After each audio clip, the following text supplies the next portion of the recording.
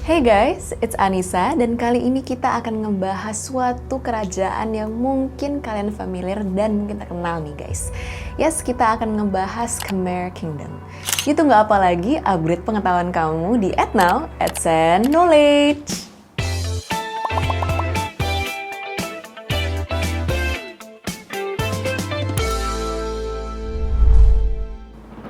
Kekaisaran Khmer yang juga dikenal sebagai Kekaisaran Angkorian memerintah sebagian besar Asia Tenggara dari abad ke-9 hingga ke-15.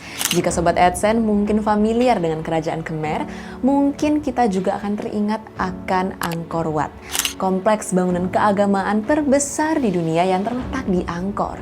Nah guys, ibu kota lama kekaisaran ini juga terkenal dengan Bayon atau sebuah kuil Buddha yang besar dan mengesankan secara arkeologis. Bila sudah sebesar ini pencapaiannya, kenapa ya kira-kira kerajaan ini bisa sampai hancur ya Sobat AdSense? Pengetahuan kita tentang kerajaan Khmer terutama berasal dari monumen batu yang mereka bangun dan dokumen-dokumen dalam bahasa Khmer kuno dan Sanskerta yang digunakan oleh kelompok kelas elit saat itu. Nah guys, informasi juga diperoleh dari tulisan sumber lain seperti laporan diplomat Tiongkok, catatan para pelancong, dan relief serta karya seni yang menggambarkan kehidupan sehari-hari masyarakat termasuk pawai militer, pasar, dan aktivitas lainnya. Kerajaan Khmer dikenal luas, memiliki sistem budaya dan agama yang diwujudkan dalam monumen-monumen mereka serta hierarki kekuasaan yang ketat.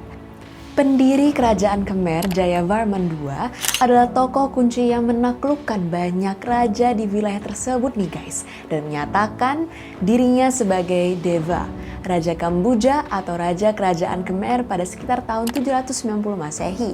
Ibunya, Yasovarman I, mendirikan ibu kota baru, Yasodaropura, yang dikenal sebagai Angkor.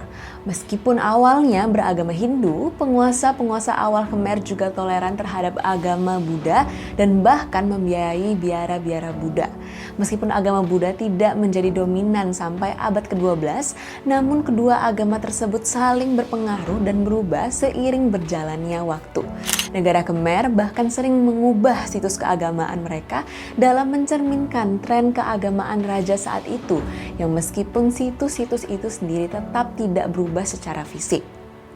Jayavarman VII sendiri menjadi penguasa Khmer pertama yang menjadikan Buddha sebagai agama negara dan memilihnya sebagai agama resmi. Banyak candi di wilayah tersebut yang lalu memiliki perpaduan antara nuansa Hindu dengan unsur Buddha ataupun sebaliknya guys, sehingga menunjukkan pengaruh dan variasi antara kedua agama tersebut lebih lanjut.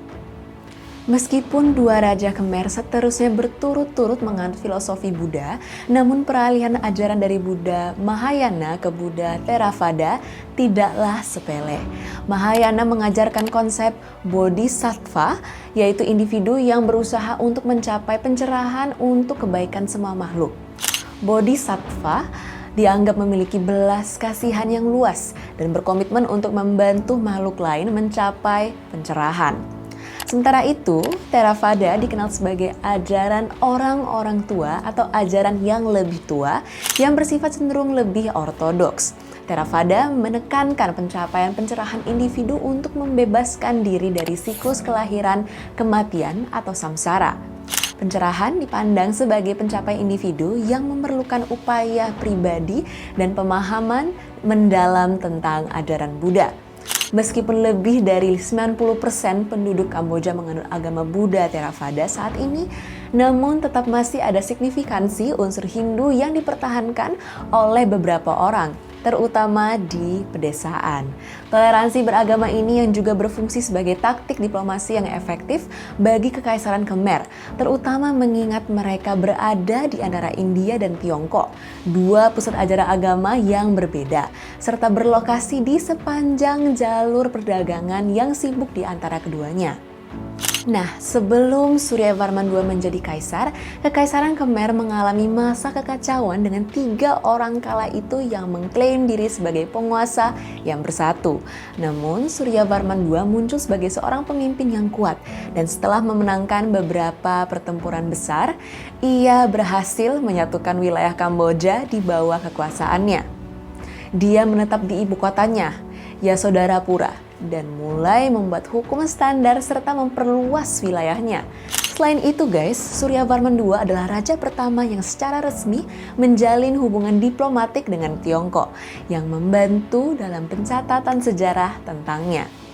Dia berusaha untuk membedakan dirinya dari raja-raja sebelumnya yang meninggalkan warisan kekacauan dengan fokus pada agama sebagai cara untuk memperkuat reputasinya. Untuk itu, ia lebih memuja Wisnu daripada Siwa, dewa yang dianggap tertinggi. Suryavarman II membangun banyak kuil untuk Wisnu.